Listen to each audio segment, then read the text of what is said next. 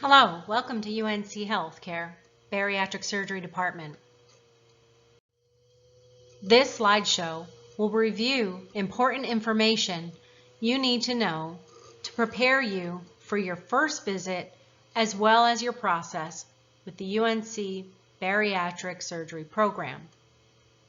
It's important to have access to my UNC chart so that you can view your medical records and communicate with your healthcare team. If you need any assistance, please call 1-888-966-2767. Here's a list of our general contact information. During your initial evaluation, we will perform vital signs, review your ideal body weight, your body mass index, and review some realistic weight loss goals. We'll go over your insurance requirements and review the steps in the program and talk about our support group on Facebook. It's important that you be nicotine-free for 3 months before surgery, substance-free for a minimum of 12 months before surgery, and any problematic drinking must be stopped prior to weight loss surgery. Blood thinners should be avoided to reduce your risk of bleeding, and non-steroidal anti-inflammatory drugs should be limited. Blood work, endoscopy, and possibly x-rays, EKGs, ultrasounds, or sleep studies may be required based on your medical history. You'll need to attend our nutrition class and meet with our psychologist. Each health insurance policy has specific recommendations, so it's important that we review those with you in detail. After you meet all the preoperative requirements, we will submit your information to your insurance company and then have you meet with the surgeon. Any pre-existing conditions may require clearances. Some insurance companies require supervised dieting, and a small amount of weight loss is encouraged before surgery. Bariatric surgery does not change emotional eating, and therapy may be required before or after surgery. If you're currently under the care of a psychologist or a psychiatrist, a letter of support will be requested.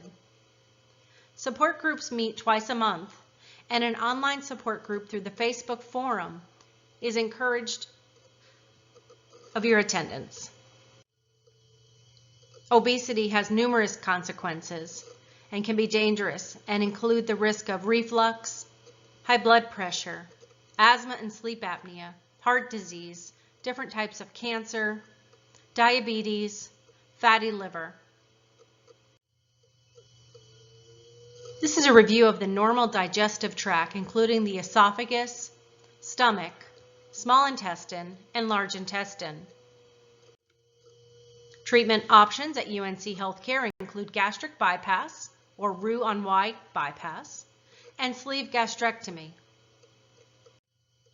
Surgery is done under general anesthesia and may be performed laparoscopically or robotically. The sleeve gastrectomy is a restrictive procedure that reduces the stomach capacity as well as hunger.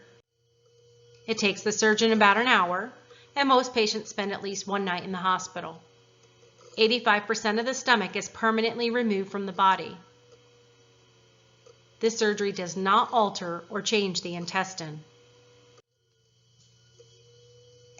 In a sleeve gastrectomy, part of the stomach is separated and removed from the body. The remaining section of the stomach is formed into a tube-like structure. This smaller stomach cannot hold as much food. It also produces less of the appetite-regulating hormone ghrelin, which may lessen your desire to eat. However, sleeve gastrectomy does not affect the absorption of calories and nutrients in the intestines. The risks of a sleeve gastrectomy will be reviewed with you in full detail during your visit, but can include reflux and food intolerances. Roux-en-Y gastric bypass is restrictive and malabsorptive. It takes about 3 hours in the operating room, and most patients spend 2 nights in the hospital. The surgeon creates a 1-ounce stomach pouch by stapling the stomach and then attaching the small intestine directly to it, and bypasses a digestive portion of the intestine known as a duodenum. In Roux-en-Y gastric bypass, the surgeon creates a small pouch at the top of the stomach. The pouch is the only part of the stomach that receives food. This greatly limits the amount that you can comfortably eat and drink at one time. The small intestine is then cut a short distance below the main stomach and connected to the new pouch. Food flows directly from the pouch into this part of the intestine. The main part of the stomach, however, continues to make digestive juices. The portion of the intestine still attached to the main stomach is reattached farther down. This allows the digestive juices to flow to the small intestine. Because food now bypasses a portion of the small intestine, fewer nutrients and calories are absorbed.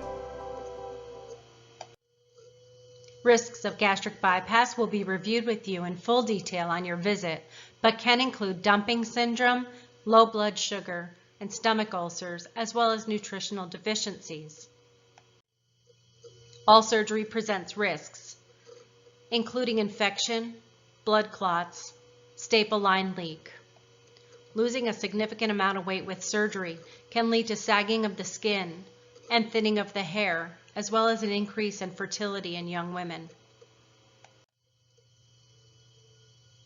The length of hospital stay again is 1 to 3 nights in the hospital.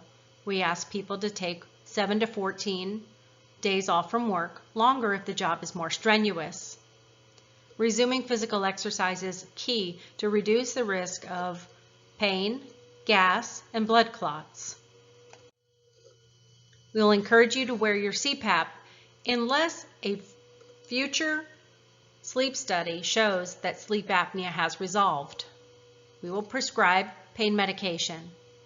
Over-the-counter stool softeners and laxatives will be necessary to help keep you regular, and nausea medication will be prescribed to prevent vomiting.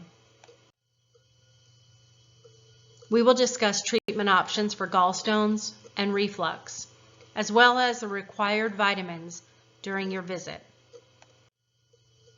The key to long-term success includes keeping your regularly scheduled appointments, and it is up to you to schedule these appointments with the contact information you will be provided at 3 weeks, 3 months, 6 months, 12 months, and then annually for 5 years. Behavior modification, incorporation of exercise, and the support from friends and family also improve long-term success.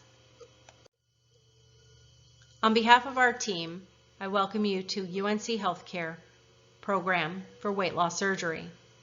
Doctors Timothy Farrell and Dwayne Overby, Nurse Practitioner Tara Zykowitz, Program Coordinator Lisa Prestia, Registered Dietitians Sue Strom and Margaret Robleski, Psychologists Dr. Christine Peet, Dr. Catherine Ferneris, Dr. Mary Hill. Thank you, and we're glad you're here.